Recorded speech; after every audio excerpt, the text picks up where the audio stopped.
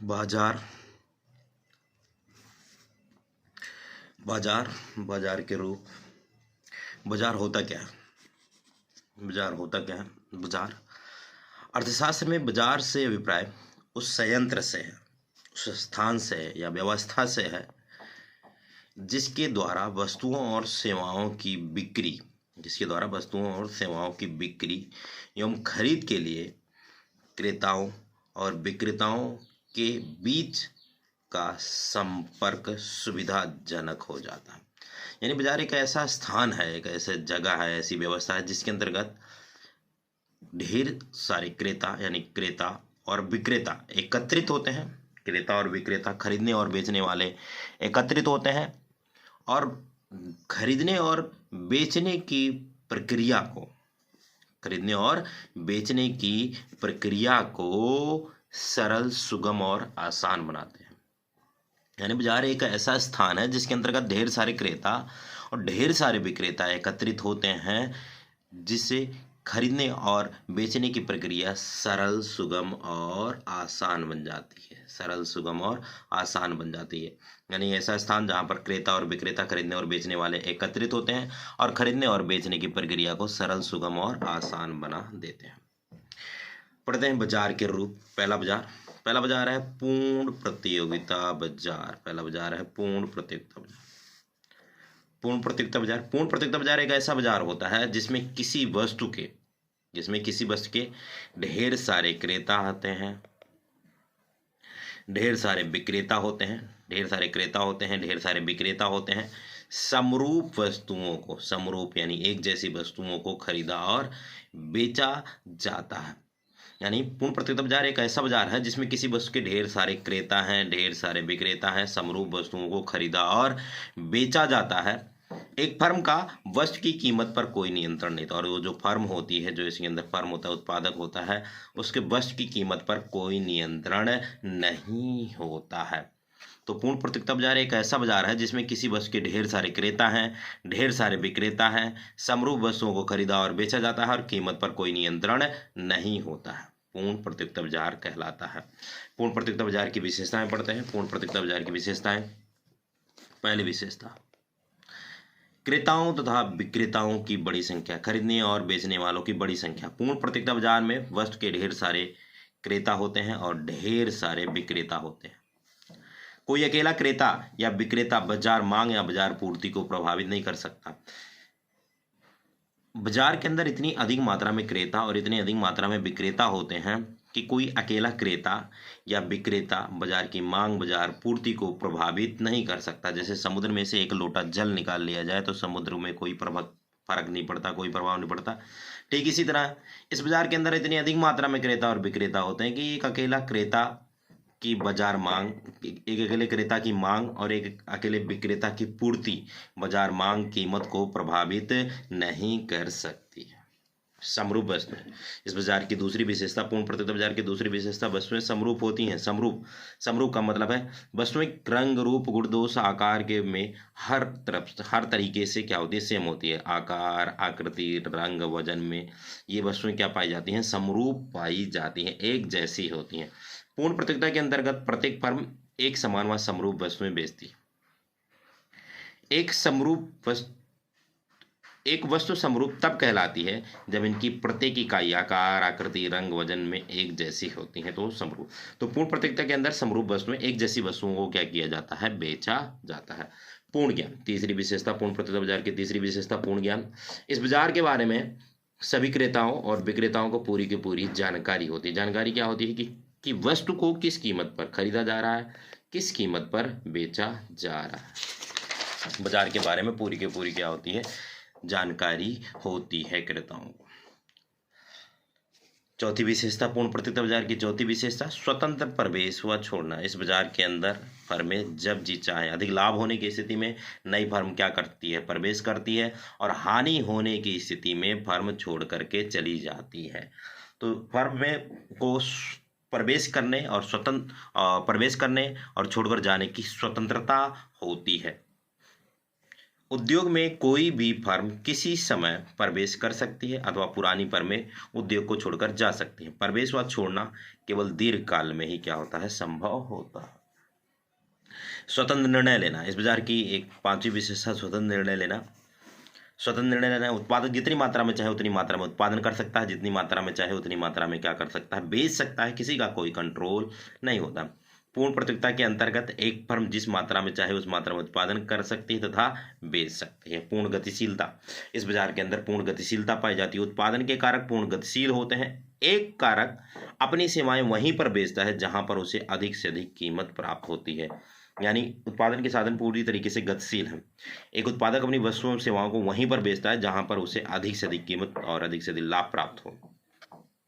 अगली विशेषता पूर्ण प्रतियोगिता बाजार की अतिरिक्त यातायात लागत का अभाव। इस विशेषता में बताया गया है कि बाजार में किसी वस्तु की एक प्रचलित कीमत होने के लिए आवश्यक है कि उपभोक्ताओं को विभिन्न क्रेताओं से किसी वस्तु को खरीदने के लिए अतिरिक्त यातायात लागत खर्च नहीं करनी पड़ती, यानी वस्तु की कीमत जो फिक्स होती है उसी कीमत पर वस्तु को खरीदा और बेचा जाता है। कोई अतिरिक्त कीमत देने की जरूरत नहीं होती है, यातायात लागत की देने की जरूरत नहीं होती है।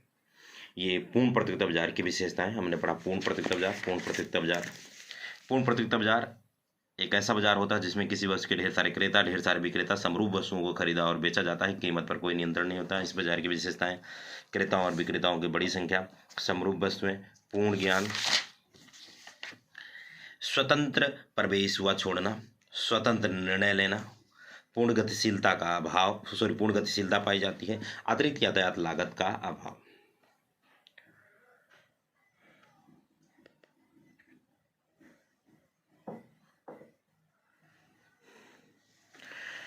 अगली हेडिंग, पूर्ण प्रतियोगिता के अंतर्गत एक फर्म कीमत स्वीकारक होती है, कीमत निर्धारक नहीं।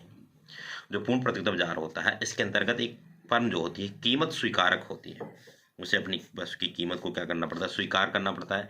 कीमत निर्धारक नहीं होती है, मतलब वो अपने वस्तु की कीमत स्वयं निर्धारित नहीं कर सकती, बल्कि उद्योग में फर्में मिलकर के वस्तु की कीमत को क्या करती हैं, निर्धारित करती हैं। उद्योग में फर्में मिलकर के वस्तु की कीमत को क्या करती हैं, निर्धारित करती हैं। वह अपने वस्तु की कीमत स्वयं निर्धारित नहीं कर सकती। ऐसा क्यों होता है?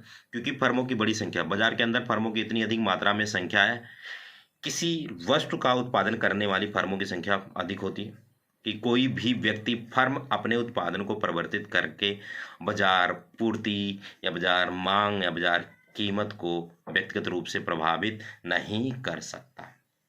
फर्मों की इतनी अधिक मात्रा में संख्या होती है कि अकेला क्रेता या विक्रेता बस की बाजार मांग कीमत को प्रभावित नहीं कर सकता। समरूप वस्तु, दूसरी विशेषता आती है कि दूसरा पॉइंट आता है कि समरूप वस्तु, सबकी वस्तुएं एक जैसी हैं, सबका वस्तुएं कैसी हैं, एक जैसी हैं, रंग रूप गुण दोष आकार सबके क्या है, एक जैसा। और एक जैसा होने के कारण, वस्तुएं एक जैसी होने के कारण यदि आप अपने वस्तु की कीमत क्या करते हैं, बढ़ाते हैं, तो उत्पादक क्या करेगा, उपभोक्ता क्या करेगा, क्रेता क्या करेगा, आपसे वस्तुएं ना खरीद करके दूसरे से वस्तुएं खरीद लेगा। क्यों खरीद लेगा?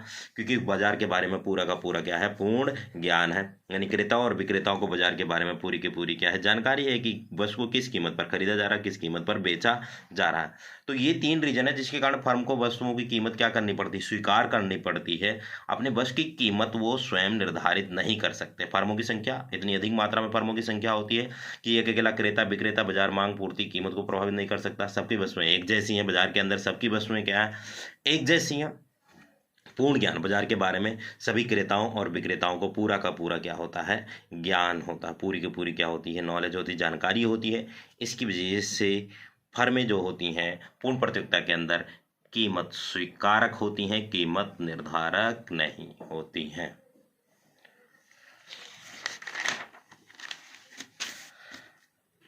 एक अगला बाजार, एकाधिकार बाजार। एकाधिकार बाजार एक ऐसा बाजार होता है जिसमें किसी वस्तु के विक्रेता केवल एक होता है, बेचने वाला केवल एक होता है और खरीदने वाले अनेक होते हैं। केवल एक ही विक्रेता तथा वस्तु का कोई निकटतम स्थानापन्न नहीं होता है। ऐसी वस्तु का उत्पादन करता है जिसका कोई निकटतम स्थानापन्न नहीं होता है। जैसे भारतीय रेलवे का कोई निकटतम स्थानापन्न नहीं है और वो एकाधिकार है। सरकार का क्या है, एकाधिकार है, भारत सरकार का एकाधिकार है। तो ये एकाधिकार बाजार एक वो ऐसा बाजार होता है जिसमें किसी वस्तु के केवल एक ही विक्रेता होता है, बेचने वाला एक ही होता है और खरीदने वाले क्या होते हैं, अनेक होते हैं। और निकटतम स्थानापन्न का अभाव होता है, उसका कोई निकटतम स्थानापन्न नहीं होता है। निकटतम स्थानापन्न का मतलब उसकी जगह पर कुछ और प्रयोग कर लेना। तो भारतीय रेलवे से सस्ता और अच्छा साधन कुछ और नहीं। इसकी विशेषताएं, इस बाजार की विशेषताएं, एक विक्रेता तथा क्रेताओं की अधिक संख्या बता दिया मैंने। इस बाजार के अंदर बेचने वाला केवल एक होता है, खरीदने वाले क्या होते हैं, अनेक होते हैं। एकाधिकार में एक वस्तु की एक ही उत्पादक होता है, वह अकेला या साझेदारों का क्या संयुक्त या संयुक्त पूंजी या कंपनी राज्य हो सकती है, किंतु बस की क्रेताओं की संख्या काफी अधिक होती है। नए फर्मों के प्रवेश पर प्रतिबंध, दूसरी विशेषता इस बाजार की दूसरी विशेषता, नए फर्मों के प्रवेश पर प्रतिबंध। इसके अंदर नई फर्में आसानी से प्रवेश नहीं कर सकती, प्रवेश करने के लिए पेटेंट अधिकार लेना पड़ता है तथा तकनीकी ज्ञान होना चाहिए, कच्चे माल का प्रभुत्व होता है। तो इन सब चीज़ों की क्या पड़ती है, जरूरत पड़ती है। इसके अंदर प्रवेश करना आसान नहीं होता है। निकटतम स्थानापन्न का अभाव, ये किसी ऐसी वस्तु का उत्पादन करती है जिसका कोई निकटतम स्थानापन्न नहीं होता, जैसे भारतीय रेलवे। कीमत पर पूर्ण नियंत्रण, इसमें कीमत पर पूर्ण नियंत्रण होता है।